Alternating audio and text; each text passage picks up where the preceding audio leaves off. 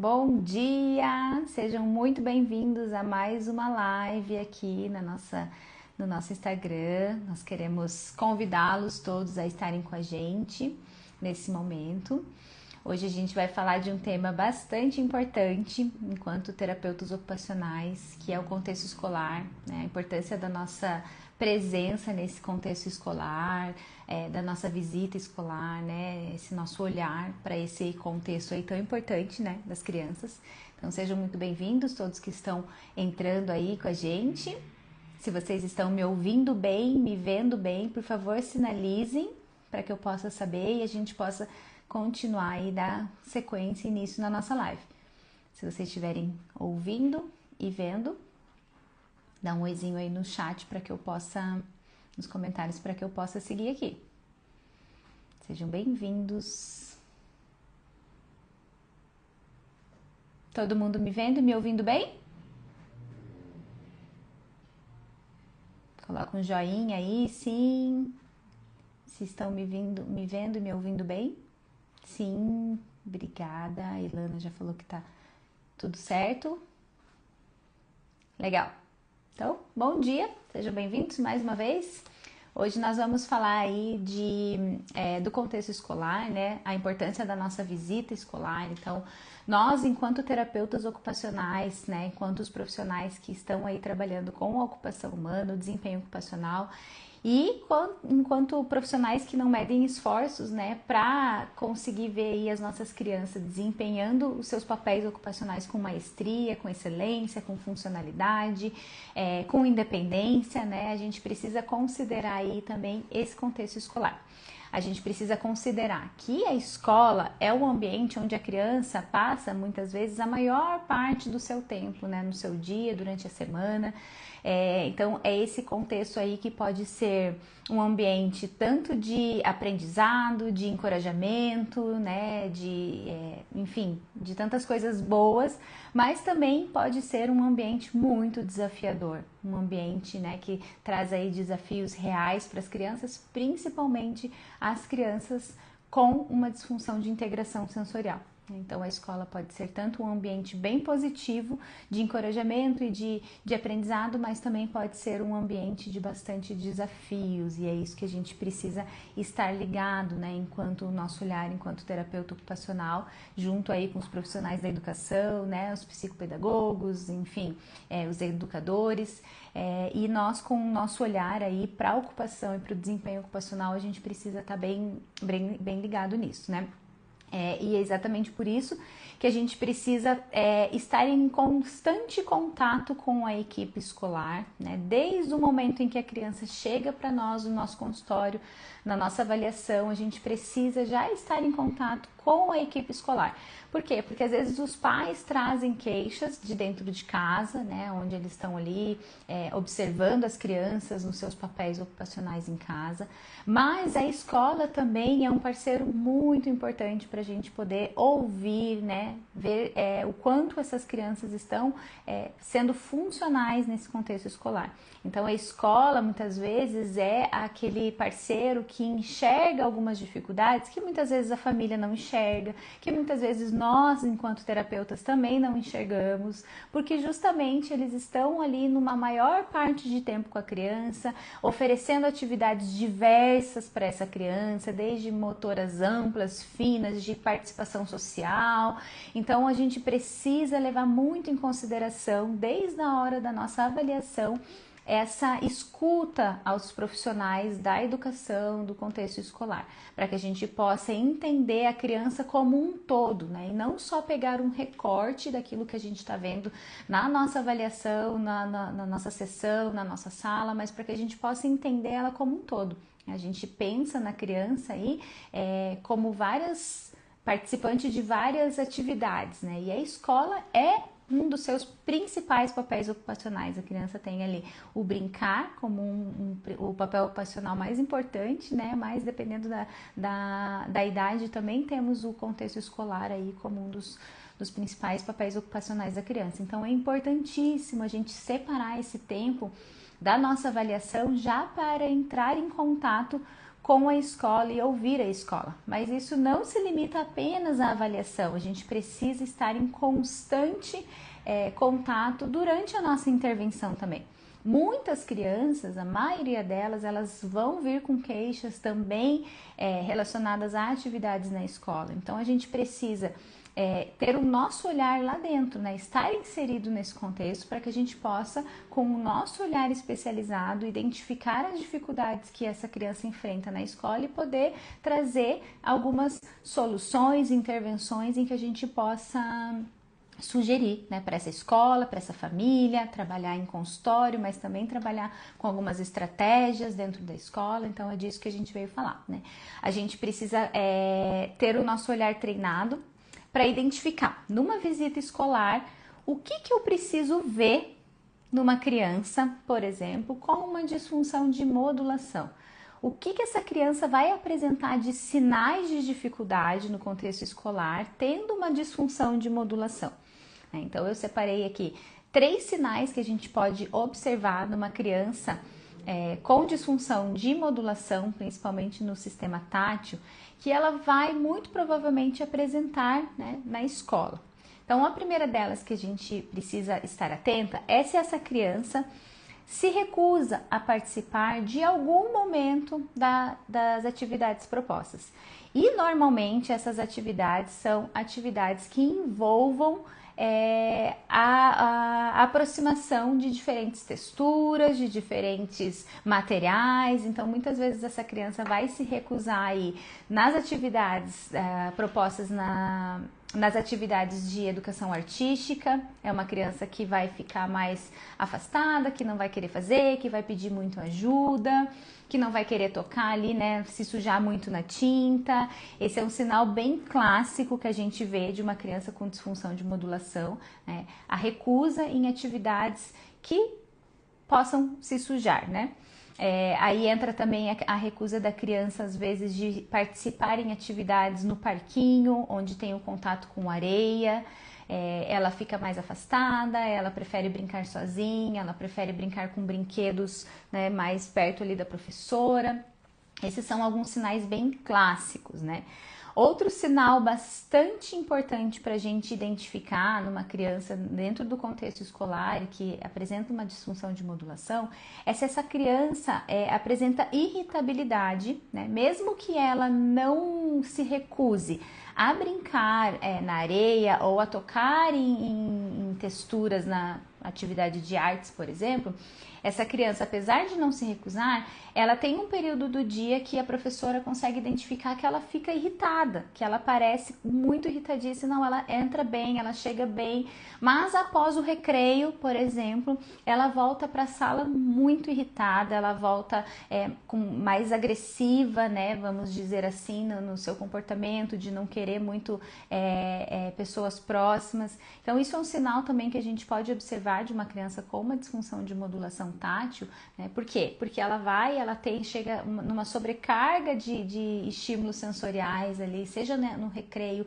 muitas crianças tocando, às vezes uma criança com uma dificuldade também, uma hipersensibilidade auditiva, ela tem uma sobrecarga sensorial em alguns períodos do dia na escola e de repente, como se nada tivesse causado isso, ela fica irritada.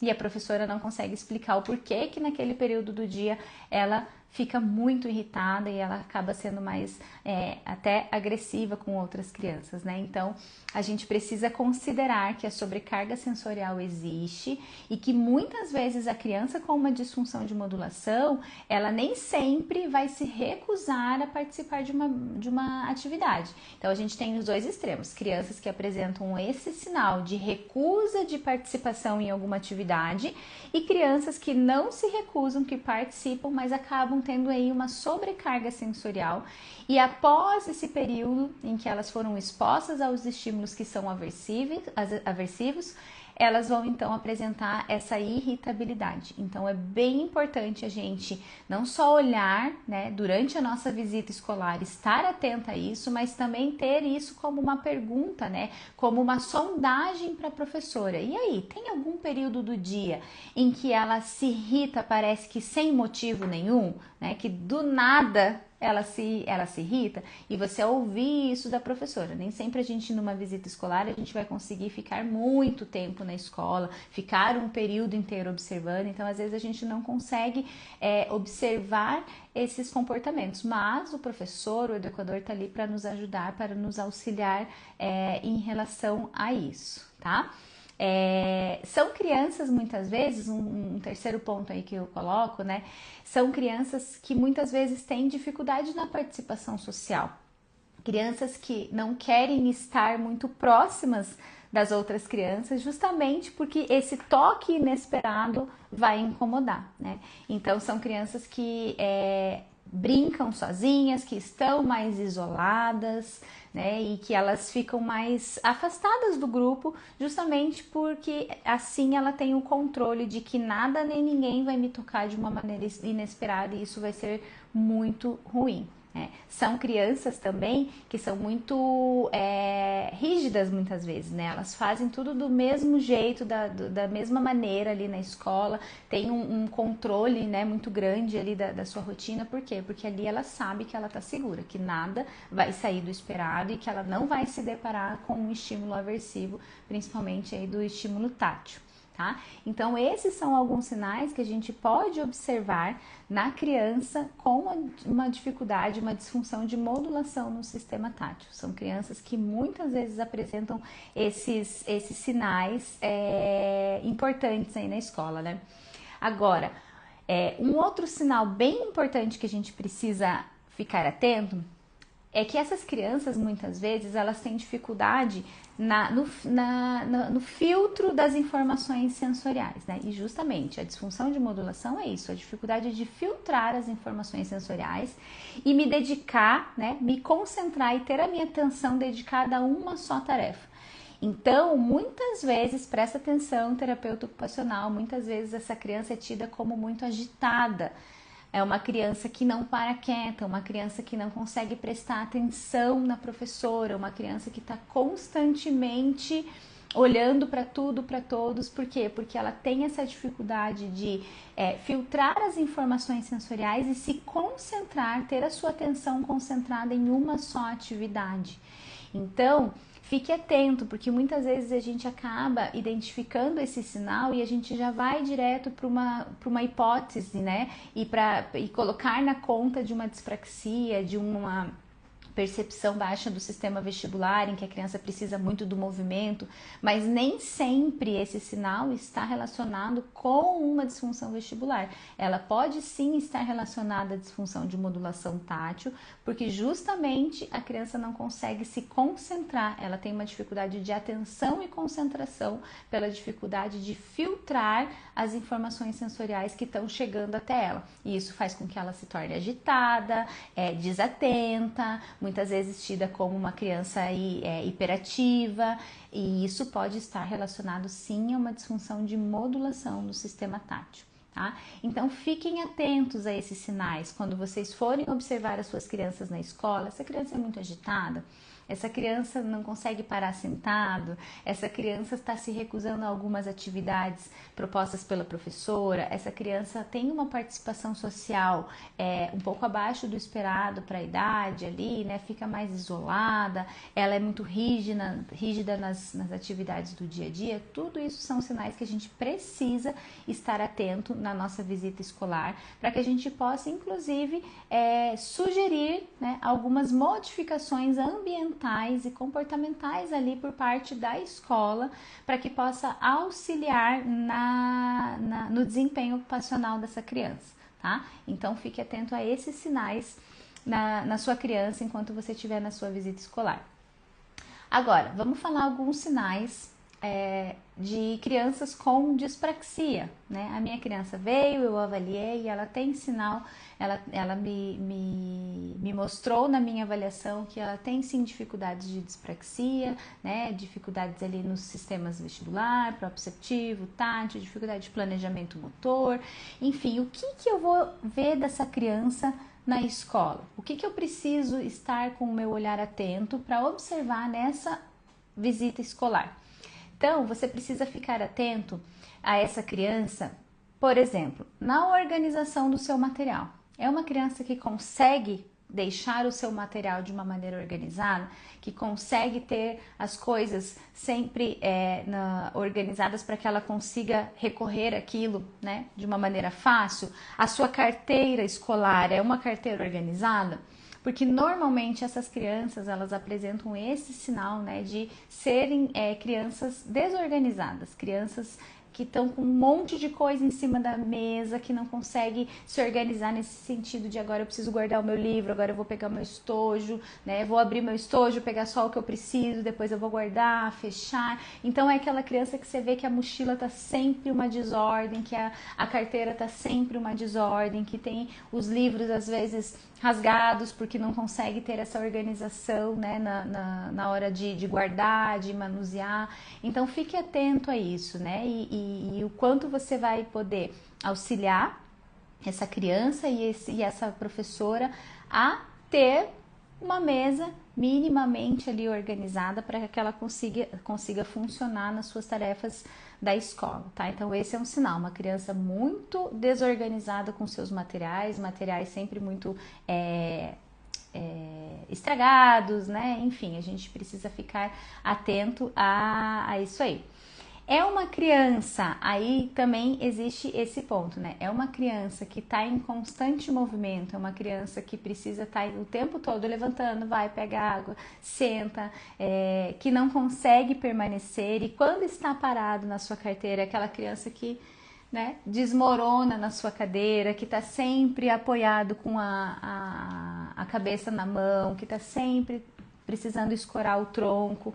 Isso é um sinal importante de uma criança que muitas vezes tem uma dificuldade no controle de postura, que tem uma percepção mais baixa aí do sistema vestibular e precisa ter essa entrada, né, mais aumentada. Então, fique atento a esses sinais. Uma criança que está em constante movimento e uma criança também que não consegue manter a sua postura, né? Como a gente fala, a postura de estudante ali na cadeira, sentado, conseguindo olhar e prestar atenção na professora. É uma criança que está sempre debruçada na cadeira. Então, esse é um sinal que você precisa estar atento na hora da sua visita escolar, né? Outra coisa que a gente pode observar nas crianças com uma dificuldade de dispraxia, né? Essa criança, ela sempre precisa de muito suporte para terminar as suas tarefas, né? Então, aquela criança que está sempre atrasada, e não só nas tarefas escolares propriamente ditas, mas em toda a rotina, em toda a demanda ali na escola. Então, na hora que precisa ir lavar a mão, na hora que precisa escovar o dente, na hora, né, que vai ao refeitório, que precisa, enfim, em todas as demandas, é aquela criança que precisa de muita ajuda, que precisa, né, tá constantemente, vamos fulano, vamos, vai, né, a professora vai lá, ajuda para ir mais rápido. Então, aquela criança que está sempre atrasada, né, por último, uma criança que vai ao banheiro e volta com a sua roupa toda desajeitada, embolada, e ela não percebe isso, né? Ela vem com a calça embolada ali, quando só levanta e não percebe que a sua roupa está embolada. Então, isso também é um sinal que a gente pode observar na escola, né? Como ali um sinal de dispraxia, para a gente poder orientar, né, e poder trabalhar no nosso consultório, né? A gente olha alguns sinais dentro da escola para que a gente possa entender como que está funcionando esse ambiente, trabalhar no setting terapêutico, mas também, né, poder ter estratégias para que essa criança consiga desempenhar, mesmo que ainda em intervenção, ela consiga desempenhar ali de uma maneira um pouco mais funcional as suas atividades, né? Então, auxiliar, às vezes, os professores nesse sentido faz muita diferença, né? Então, essa criança que está sempre precisando de ajuda, ou uma criança muito passiva, né? Uma criança que precisa ser encorajada a fazer as coisas, uma criança que não toma iniciativa, né, para fazer algumas coisas, uma criança que na aula de educação física, por exemplo, ela fica mais perdida, né? Tem as crianças que vão se recusar, que não vão querer participar muito, mas tem as crianças que vão participar, mas que você vê que assim é uma desordem, né, do próprio corpo, corpo, de conseguir planejar-se motoramente para realizar algumas atividades na educação física, no parquinho. Então, isso é que a gente precisa estar atento, né? A gente vai lá, vai estar como espectadores na visita escolar, né? E a gente precisa observar esses pontos específicos, né? E é por isso que é tão importante a gente ter esse momento, né? Porque a gente vai, de fato, conseguir olhar na prática. E é muito diferente, né, gente, da gente perguntar isso para a professora e da gente ir observar, né? Isso é um ponto bem importante que eu queria colocar, que muitos TOs às vezes podem falar, mas eu entro em contato com a escola, eu falo com eles por telefone, eles me relatam como é, mas nem sempre o olhar da professora vai ser o olhar específico, especializado como o nosso, né? Então, às vezes ela não vai conseguir enxergar uma dificuldade que só a gente está enxergando, né? Então é por isso que é preciso a gente reservar um momento ali da nossa agenda, né, da nossa intervenção, para que a gente esteja presente na escola, para que a gente esteja lá realmente observando o que acontece, como essa criança está desempenhando ali todas as atividades do dia a dia, para que a gente, com o nosso olhar, possa então sugerir, não, essa criança ela precisa de uma intervenção, ela precisa então de uma faixa elástica ali na sua cadeira, para que ela possa apoiar seus pés e ter um movimento ali enquanto ela está nessas atividades mais paradas na mesa. Ela precisa de alguma modificação ambiental, então uma criança que vai sair lá do fundo, vai sair do meio da sala, vai sair de perto da janela, por exemplo, e vai mais lá para frente da sala, onde não vai ter tantos distratores ali, para que ela consiga permanecer prestando atenção na professora, né? Essa criança precisa de uma organização melhor na sua cadeira. Essa criança ela precisa ter momentos de pausa muitas vezes. Então são todas estratégias que a gente vai passar para os professores de acordo com aquilo que a gente conhece da criança, que a gente conhece das disfunções de integração sensorial e de acordo com aquilo que a gente está vendo no dia a dia, né? Então essa é a importância da visita escolar, né? Do terapeuta ocupacional estar aí inserido no contexto escolar dessas crianças, né? Eu queria saber de vocês aí, quem está nos acompanhando, se vocês têm esse costume de estar nas escolas, de vocês estarem observando esses sinais que eu falei, né, de orientarem a equipe. Muitas vezes as escolas, elas são muito parceiras, né, da equipe terapêutica, elas abraçam mesmo nessa essa questão aí da criança e elas vestem essa camisa, né? Então é tão legal a gente ter escolas que são parceiras mesmo nesse processo de terapia, de intervenção. Ali a Elane tá falando que sim, né? Que ela tem esse costume de ir à escola e ter sempre programado, gente, visitas escolares periódicas, né? A Josiane tá falando que nunca foi. Então, é importante, porque como eu disse no início, né? É um papel ocupacional muito importante da criança, né? Um contexto em que ela tá inserida muito tempo do seu dia, né? E às vezes pode ser muito desafiador, né? Estar na escola pode ser bastante desafiador, né? A Elaine está falando, amplia o nosso olhar e eles são muito receptivos, exatamente. A maioria das escolas que a gente vai também são muito receptivos, porque ajuda até no andamento da própria turma, né? Uma criança que está constantemente em movimento, se levantando, não prestando atenção e falando junto com a professora, isso acaba atrapalhando um pouco o andamento da turma também, né? E se a gente consegue organizar essa criança, acaba que todos se beneficiam também em volta dela, né?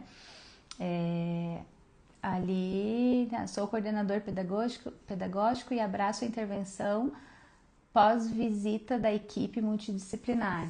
É isso aí, que legal, ó, tá vendo? Nossos colegas aí da educação, né, dizendo que realmente abraçam porque de fato ajuda muito, né? Ajuda no desempenho da nossa criança e também de todo o contexto ao redor. Então, como eu estava falando, né, tenham sempre reuniões e visitas periódicas com as escolas. É importante a gente ter esse trato, né, aberto aí com a escola. É importante a gente ter essa intervenção nesse contexto, né? Então reservem sim nas suas agendas alguns horários para fazer essa visita escolar, né? Porque a gente precisa garantir a funcionalidade, garantir a independência dessa criança, não só dentro do nosso consultório, né? O que a gente sempre fala aqui é que nós não queremos crianças funcionais, independentes, somente aqui com a gente quer crianças que sejam funcionais e independentes em todos os seus contextos, em casa, na escola, no parquinho, na festinha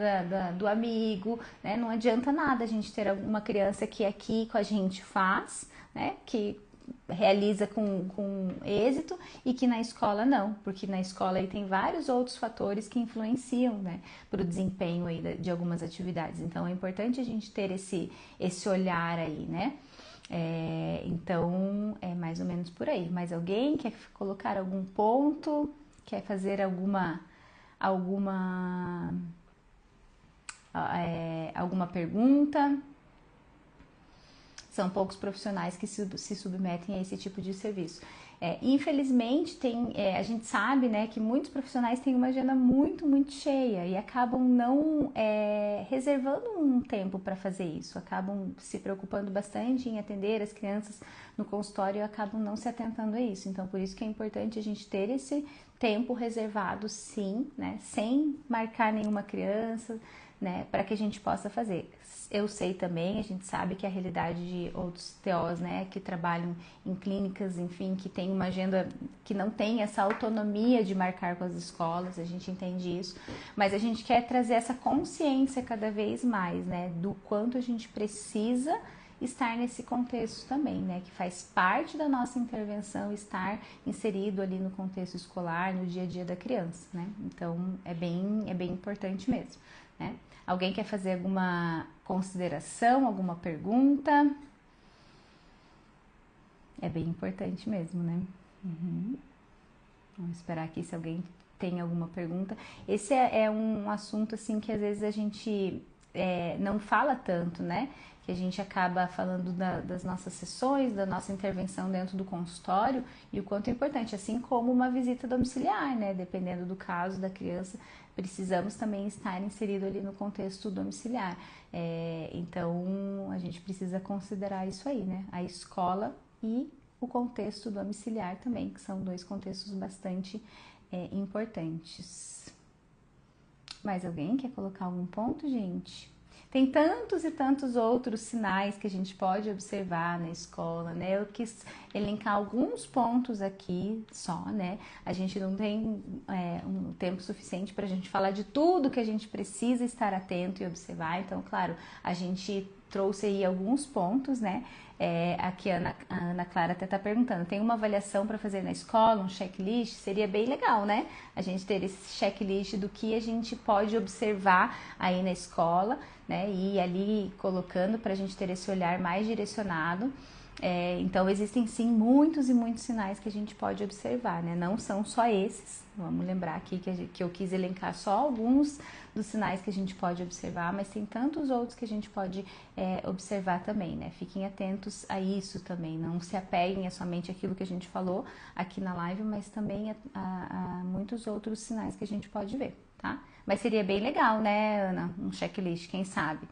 Quem aí ia ficar feliz com um checklist do que observar na visita escolar? Eu ia ficar feliz, eu gosto de checklists. Mais alguém? Mais alguém quer falar alguma coisa? Então é isso, pessoal.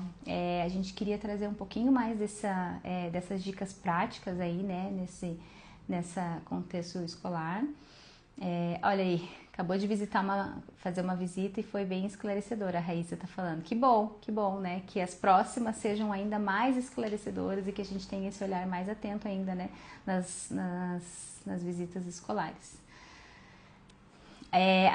Tem gente perguntando se a live vai ficar gravada. Pessoal, as nossas lives, elas têm ficado no nosso canal do YouTube, tá? Então, se você ainda não conhece o nosso canal no YouTube, vai lá, se inscreve, né? Deixa o seu joinha nos nossos vídeos. Elas estão ficando gravadas por lá, tá bom? Então, vejam lá. o brincar funcional, a forma como eles sabem seguir a ideação de todos com o colega. Aí, ó, a Elaine também está colocando outros pontos a serem observados, né? Como é o brincar, como essa questão da ideação, isso mesmo, Elana, são outros pontos que a gente pode observar e devemos observar, né? Para que a gente trabalhe no nosso contexto. É isso aí, pessoal. Então, a gente agradece todo mundo que esteve aí presente com a gente, né? Que essas dicas que a gente tem passado de uma forma rápida aqui nas lives sejam de fato muito úteis para vocês, que vocês tomem notas, né? Que a gente possa estar aprimorando cada vez mais a nossa intervenção, não só dentro do consultório, não só dentro das clínicas, mas para todo esse contexto aí da criança, tá? Que a gente possa realmente fazer diferença, né? E às vezes quando a gente vai na escola observar uma criança e fazer uma sugestão para uma criança, essa professora consegue aplicar esse conhecimento que a gente leva, né, para outras crianças de uma forma geral. Então é tão importante a gente fazer isso, tá bom? Então a gente vai ficar por aqui. Eu agradeço vocês, tenham um bom dia e até a próxima.